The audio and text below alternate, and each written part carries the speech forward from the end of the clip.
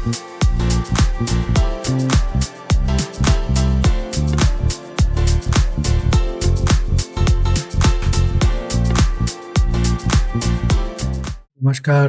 अजीम आर्यावर्त में आपका स्वागत है। मेरा नाम है गौरव और अब भारत जो है वो अपने 76वें स्वतंत्रता दिवस मना रहा है।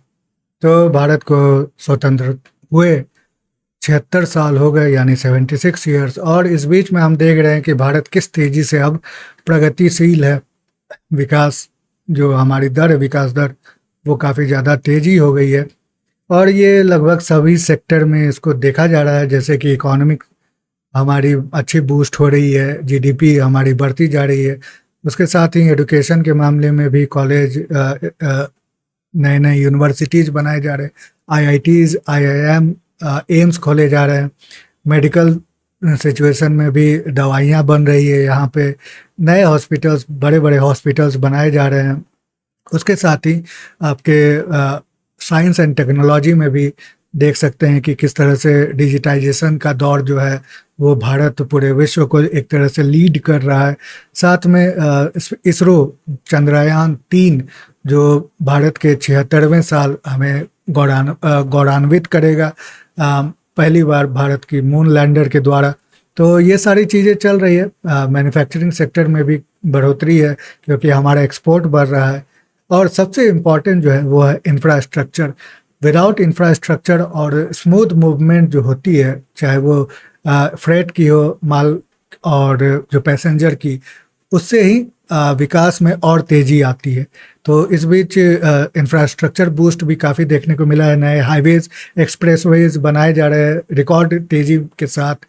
कई गांवों को भी जोड़ा जा रहा है। उसके साथ ही हमें ये भी देखने को मिल रहा है कि एयरपोर्ट्स बनाए जा रहे हैं, नए पुराने को एक्सपैंड किया जा रहा है, सी पोर्ट्स बनाए जा रहे हैं।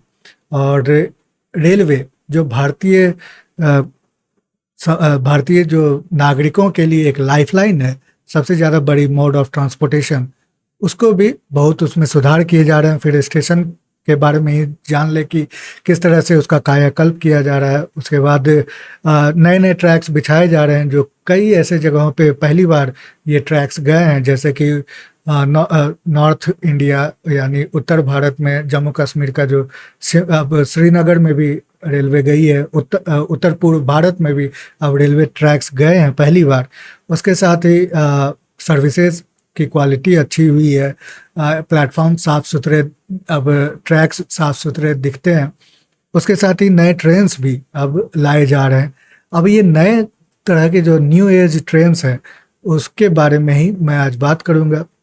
और इससे जो पब्लिक का एक तरह से कहूँ कि बिहेवियर है, उसमें चेंज आने की आवश्यकता है। ये मेन टॉपिक है इन कॉन्टेक्स्ट ऑफ जो अभी नए दौर के ट्रेन आ रहे हैं।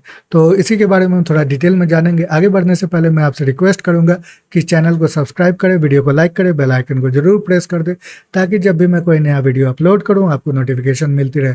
साथ में वीडियो को ज़्यादा से ज़्यादा लाइक करें और चैनल को बढ़ाने में हमारी सहायता करें। तो चलिए हम इसको थोड़ा डिटेल में जानते हैं। सबसे पहली बात है कि आपको पता ही होगा वंदे भारत एक्सप्रेस, ये one of the cutting edge नई स्टेट ऑफ द आर्ट ये ट्रेन है। भारतीय रेल द्वारा इसको इंट्रोड्यूस किया गया था और जब से इंट्रोड्यूस किया गया था, ट्रायल रन होते थे, तब से ये पूरे भारत के लिए एक मतलब उत्सुकता का भी, उत्साह का भी और गौरवान्वित करने वाला एक ये ट्रेन बन चुकी थी। क्योंकि पहली बार भारत में इंजनलेस ट्रेन बनाई गई थी और ये पूरी तरह से टेक्नोलॉजी के साथ लेस है। इसमें यात्रियों की सुविधा के लिए भी काफ़ी ज़्यादा ध्यान दिया गया है। उसके साथ ही कंफर्ट भी है, सेफ्टी में भी इसमें बहुत ज़्यादा ध्यान दिया गया है। बाथरूम काफ़ी बड़े दिखते हैं, साफ़ सुथरे दिखते हैं और ऑटोमेटिक डोर्स हैं। इसमें पूरी तरह से एसी ट्रेन है, ऑटोमेटिक डोर्स हैं, सेल्फ प्रोपेल्ड जो इनका हर एक बोगी है वो उनके इंडिपेंडेंट प्रोपल्सन सिस्टम लगा हुआ है, इसीलिए इसको इंजन द्वारा नहीं खींचा जाता बल्कि ये अपने आप में चल जाती है। और सक्सेस अच्छी मिली है, इस वजह से जो है प्रधानमंत्री वो लगभग हर कुछ महीनों के बाद एक नए ट्रैक पे ट्रेन दौड़ाते हैं। अब चलिए हम इसको थोड़ा देखते हैं कि हमारा इस वजह से, ये तो मैं वंदे भारत को एक कॉन्टेक्स्ट में लेके बात कर रहा, तो फ्यूचर जो है भारत का वो इस तरह का दिख सकता है कि ऐसा प्रतीत होता है कि भारतीय सरकार 400 ट्रेन लगभग वो 2025 तक भारत में चलाने की एक का मकसद रखती है। तो अभी तक 2023 की ही बात कर ले, 18 वंदे भारत एक्सप्रेस चलाई जा चुकी है, जो कि 25 रूट्स पे चलाई गई हैं। तो यहाँ पे बहुत सारे रूट्स हैं। अब आप कहेंगे कि 25 रूट और 18 वंदे भारत एक्सप्रेस, मैथ नहीं जचता। तो बात ऐसी है कि बहुत सारे रूट्स में कॉमन स्टेशन होते हैं, तो एक ही ट्रेन को अलग अलग टाइमों पे चला दिया जाता है दूसरे डायरेक्शन में, तो उस तरह से मैनेज कर लिया जाता है। दिल्ली से कई ट्रेन्स निकलती हैं, मुंबई से कई ट्रेन्स निकलती है, सिकंदराबाद से कई ट्रेन्स निकलती है, तो उसको अलग अलग जगह पे चला दिया जाता है। तो इस वजह से ये 18 ट्रेन 25 रूट्स पे चल जाती है। लेकिन यहाँ पे जो मेन मेरा फोकस है वो पैसेंजर का बिहेवियर, क्योंकि अब सारे ट्रेन्स में जो है बहुत सारे टेक्नोलॉजिकल चेंजेस लाए जा रहे हैं, तो हम उसको अडॉप्ट कर रहे हैं कि नहीं। बात ऐसी है कि जब भी हमें कुछ इस तरह की सहूलियतें दिए जाते हैं, हम उसको उसका सत्कार नहीं करते, उसको रिस्पेक्ट नहीं करते। इसीलिए कई बार आपने आर्टिकल में सुना होगा कि नई ट्रेन इंट्रोड्यूस की गई, पहली बार लोग चढ़े और कुछ ही दिन बाद उस ट्रेन की हालत पस्ती हो गई। सीट फटे मिले, सीट के साथ छेड़छाड़ की गई, बाथरूम जो एकदम नए थे, नई टेक्नोलॉजी उसमें यूज़ की गई, कचरों से भरा हुआ है ट्रेन का, जो सीट्स के अंदर कचरे दिखे। उसके बाद उसमें जो भी इक्विपमेंट है उसको भी उड़ा ले गए। तो इस तरह की चीज़ें हमें देखने को मिलती है, और ये सिर्फ आम छोटे शहर में नहीं, बड़े बड़े शहरों में भी ऐसा देखने को मिलता है। तो ये केरला में भी देखने को मिला, बहुत सबसे ज़्यादा एजुकेटेड स्टेट माना जाता है, वहाँ पे भी ये देखने को मिला था। तो इस वजह से हमारा अपना बिहेवियर, हमारी रिस्पॉन्सिबिलिटी वो कहाँ है, तो उस पर तो बहुत आर्टिकल लिखे जा चुके हैं। लेकिन मैं यहाँ पे टेक्नोलॉजी के हिसाब से हम किस तरह से उसको अडॉप्ट हमें करना पड़ेगा उसके बारे में बात करूँगा। तो चलिए हम इसको थोड़ा और डिटेल में देखते हैं। कुछ वीडियोस पहले देख लें। यहाँ पे ये है, अब ये वंदे भारत एक्सप्रेस नहीं है, लेकिन देखें,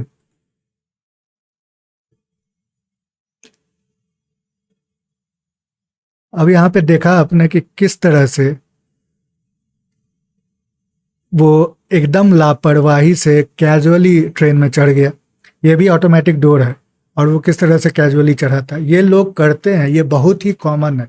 ट्रेन जब चलने पे हो, चल रही हो, धीरे धीरे एक्सेलरेट कर रही हो, उसी समय वो छलांग लगा के चढ़ते हैं। तो यहाँ तो ऑटोमेटिक डोर इस तरह का है। वंदे भारत में ऑटोमेटिक डोर है, उसके कारण भी कुछ बात हुई है। ये थोड़ा लाइटर नोट पे है, क्योंकि ये समझ में आता है कि नई ट्रेन है, लोगों में उत्साह काफ़ी है इसको देखने का, इसके फ़ोटोज़ लेने का।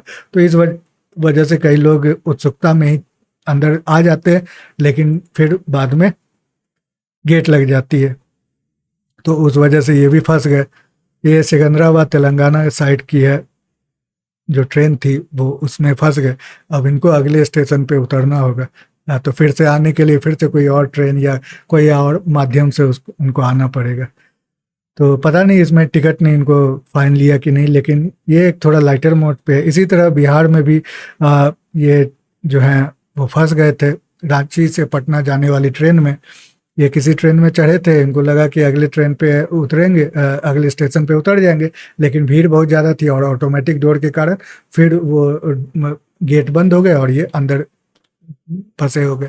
अब इनको किसी और ट्रेन पे जाना होगा, किसी और स्टेशन पे उतरना, फिर किसी और ट्रेन से वापस आना होगा। तो ये भी इनका है, ये भी सेल्फी लेने के लिए ही गए थे। अब ये रेलवे एम्प्लॉई हैं, लेकिन ठीक है, नई नई ट्रेन के साथ ऐसा होता है, लोग अडॉप्ट करते हैं। तो ये भी एक एग्जाम्पल है। लेकिन इसके बाद अब सीरियस किस तरह से बातें हो रही है, तो ये टीटी है, टिकट कलेक्टर जो होते हैं वंदे भारत एक्सप्रेस पे। अब ये ट्रेन चल निकली है, तो देखिए क्या होता है। ट्रेन के ड्राइवर को कहते हैं गेट खोलने के लिए, वो खोल भी देता है और ये फिर अंदर जाने लगते हैं। लेकिन इतनी ज़्यादा बारिश और फिसलन के कारण वो फिसल जाते हैं। खैर, फॉर्चुनेटली उनके साथ ज़्यादा कुछ होता नहीं है, लेकिन बहुत ही ज़्यादा रिस्की ये मूव था। तो ये देख रहे हैं कि किस तरह से अब वंदे भारत के बारे में ये भी फेमस है कि बहुत ही ज़्यादा इसकी एक्सेलरेशन हाई है, बहुत स्पीड से ये एक्सेलरेट करती है। तो इस वजह से इससे दूर रहें जब भी ये एक्सेलरेट करे। अब ये देख ले, ये भी वंदे भारत एक्सप्रेस की ही बात है, लेकिन क्या हुआ है, ये पूरा का पूरा जो ट्रेन है वो धुआंधार हो गया। ये सिकंदराबाद वाली ही ट्रेन है वंदे भारत की। लोग निकल रहे हैं, पैसेंजर्स पूरी तरह से ट्रेन में धुंध सा माहौल है। अब इसका कारण क्या था, तो कोई सिगरेट पी रहा था इस ट्रेन में। अब आपको पता ही है, अगर आप ट्रेन से जाते होंगे, कि ये भी बहुत ही कॉमन है। अब ये इलीगल चीज़ है, ये मतलब बहुत पहले से यही जो है कल्प्रिट, यही इसी व्यक्ति ने सिगरेट पी थी। इसे हुआ क्या कि वंदे भारत में ये इक्विपमेंट है स्मोक डिटेक्शन का, जो एक्टिवेट हो गया, और फिर ऑटोमेटिकली जो फायर एक्सटिंग्विशर था या अग्निशमन जो भी इक्विपमेंट थी वो एक्टिवेट हो गई। तो पूरे ट्रेन में ही पाउडर जैसा वो आ गया। अब इसके कारण ट्रेन रुक गई, सभी पैसेंजर को तकलीफ हो गई, ट्रेन रुक गई। तो यही होता है। अब इसको क्या कहेंगे, मतलब जब सबको पता है कि सिगरेट पीना इलीगल है ट्रेन में, फिर भी लोग पीते हैं। अब आम ट्रेन में तो पुलिस पकड़ती है, अगर ना पकड़े तो लोग बच जाते हैं, क्योंकि उसमें स्मोक डिटेक्टर होता नहीं है और पूरी तरह से एसी ट्रेन होती नहीं है, तो धुआं निकल जाता है। लेकिन ये कितना ज़्यादा रिस्की मूव है। उसके बाद अब ऑटोमेटिक डोर की बात जहाँ तक है, तो मुंबई लोकल में भी ऑटोमेटिक डोर की बात की गई है, लेकिन यहाँ पे इतना ज़्यादा रश है। अब ये रश क्यों है, क्योंकि लोग एक साथ ही सब एक ही बार में घर जाना चाहते हैं।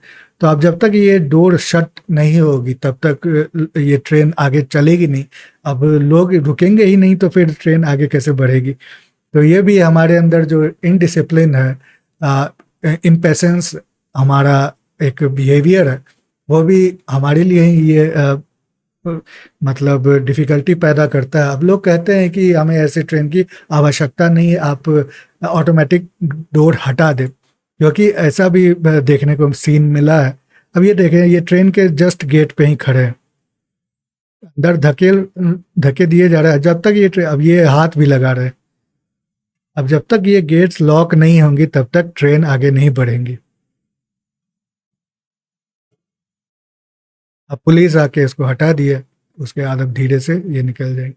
मुझे लगता है कि लोकल जो ये ट्रेन है उसके टिकट के कारण आप किसी और ट्रेन में भी चढ़ सकते हैं जो लोकल इसके बाद आएगी।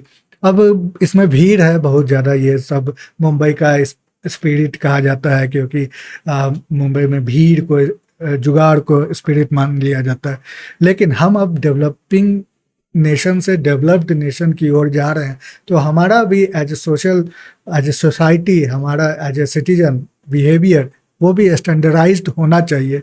हम उसी तरह के बिहेवियर में नहीं जा सकते जो पहले हुआ करते थे। जहाँ तक बात है कि इतनी क्राउडेड है और हमें ऑटोमेटिक डोर्स नहीं चाहिए, तो इसी तरह का क्राउड आपको यहाँ दिल्ली में ये मेट्रो स्टेशन पे मिलेगा। ये है राजीव चौक का मेट्रो स्टेशन, और ये रश आवर का भीड़ है, कितनी ज़्यादा भीड़ है। और मेट्रो में हमेशा से ऑटोमेटिक डोर्स रहे हैं, तो फिर कैसे वहाँ पे ये कैपेबल हो जाते हैं कि सारे के सारे उसमें चले जाते हैं।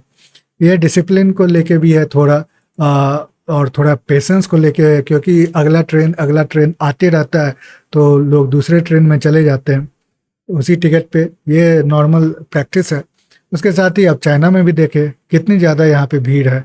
मेट्रो की कई फोटो यहाँ पे दी गई है जो दर्शाती है कि वहाँ के मेट्रो में भी भीड़ है। तो यहाँ पे भी लोग जाते हैं, मूवमेंट होती रहती है, और मेट्रो के गेट भी लगते हैं। तो ये जब यहाँ पे पॉसिबल है, तो मुंबई में क्यों नहीं पॉसिबल है। अब हो सकता है सिस्टम अडॉप्ट करने के लिए, उसके लिए अडेप्ट करने के लिए लोगों में थोड़ा समय की आवश्यकता है, आगे हो सकता है।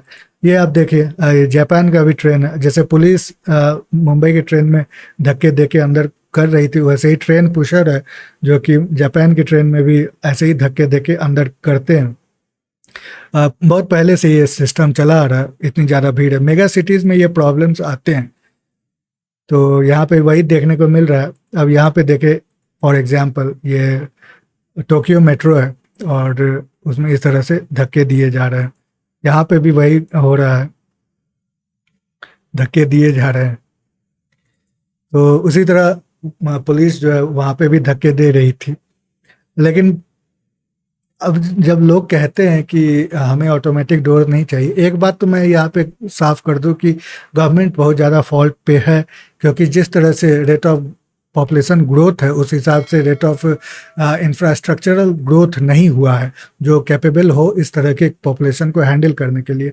तो वहाँ पे गवर्नमेंट कल्पेबल है, लेकिन इसके साथ पब्लिक भी वो इस तरह के लोगों को वोट देती हैं जो मतलब इंफ्रास्ट्रक्चरल ग्रोथ को ही स्टैग्नेट कर दे। जैसे पिछले बार महाराष्ट्र की जो पिछली सरकार थी उसने मेट्रो नहीं बनने दिया था और उसके कारण प्रॉब्लम्स आ रहे हैं, लोगों को ही प्रॉब्लम्स आ रहे हैं। जहाँ तक डोर्स की बात है तो क्या इस तरह के लोग सफ़र चाहते हैं? अभी ऐसे ही लोग सफ़र कर रहे हैं इतनी ज़्यादा भीड़ में। लोग इस तरह से बाहर ट्रेन के बाहर होके सफ़र करते हैं, और ये मुंबई जैसे इतने बड़े शहर में इस तरह का सिचुएशन देखने को मिलता है। ये बहुत ही ज़्यादा प्रॉब्लमेटिक है और रिस्की भी है। इसका कारण क्या है? तो अब देखें, ये मुंबई में एक आर्टिकल है जिसमें ये बताया गया है कि लगभग 2,500 लोग रेलवे ट्रैक पे मारे गए हैं। 2022 की बात है, अकेले मुंबई में 2,500। यानी अगर इसको पर डे के हिसाब से देखें 6 से 7 लोग हर दिन मर रहे हैं, हर दिन। तो बहुत ही ज़्यादा बड़ा एक अफसोसनाक ये सिचुएशन है, और उसका कारण यही है कि ये ट्रैक पे दौड़ते हुए एक ट्रेन या एक साइड से दूसरे साइड जाना, ट्रेन आ भी रही है तब भी ये ऐसा ही करते हैं, और इसमें वो ट्रेन के चपेट में आ जाते हैं और फिर मर जाते हैं। और जैसे लटके हुए दिख रहे थे वो भी, इसमें भी कई लोग गिरते हुए मरे हैं। तो ये मतलब हमारा अपना भी बिहेवियर उसमें चेंज लाना पड़ेगा। अब ट्रेन, अगर आपको मॉडर्न होना है, आपको हाई टेक्नोलॉजी वाले ट्रेन्स की सुविधा चाहिए, तो आपको एडॉप्ट करना या अडेप्ट करना भी आना चाहिए, क्योंकि आप वही बिहेवियर जो पहले वाले ट्रेन्स के साथ में था वैसा आप नहीं कर सकते हैं। अगर ट्रेन खुलने वाली है तो पहले ही चढ़ जाए, क्योंकि आपको पता है कि गेट लगने वाले हैं, या जिस स्टॉपेज पे उतनी ज़्यादा टाइम के लिए ट्रेन्स नहीं रुकती है, तो जो पैसेंजर उतरने वाले वो तो उतरेंगे ही, लेकिन आप नहीं उतरे ताकि गेटों पे भीड़ ना हो। ये सारी कुछ बातें हैं जो बिहेवियर चेंज करने वाली हैं, तो हमें वो करना पड़ेगा। नहीं तो फिर हम फ़ायदा नहीं उठा सकते ऐसी ट्रेन्स का, ऐसे सहूलियतों का। और ये हमारी अपनी प्रॉपर्टी है, ये कोई सरकार ने हमें दी नहीं है, क्योंकि हमने टैक्स पे करके और सरकार को चुन करके अपने लिए बनवाया है। सरकार एक माध्यम है बस। तो ये हमारा अपना सब कुछ है। तो ये मैं आपके सामने कुछ बातें रखना चाह रहा था। आप अपने विचार मेरे कमेंट सेक्शन में मुझे ज़रूर बताएं, साथ में ट्विटर पे और फेसबुक पे भी मेरे साथ जुड़े। फिर से रिक्वेस्ट करूंगा कि चैनल को सब्सक्राइब करें, वीडियो को लाइक करें, बेल आइकन को ज़रूर प्रेस कर दें, ताकि जब भी मैं कोई नया वीडियो अपलोड करूँ आपको नोटिफिकेशन मिलते रहे, और ज़्यादा से ज़्यादा शेयर और सब्सक्राइब करें। तो अभी के लिए इतना ही, अगली बार फिर मिलते हैं, तब तक के लिए नमस्ते, जय हिंद।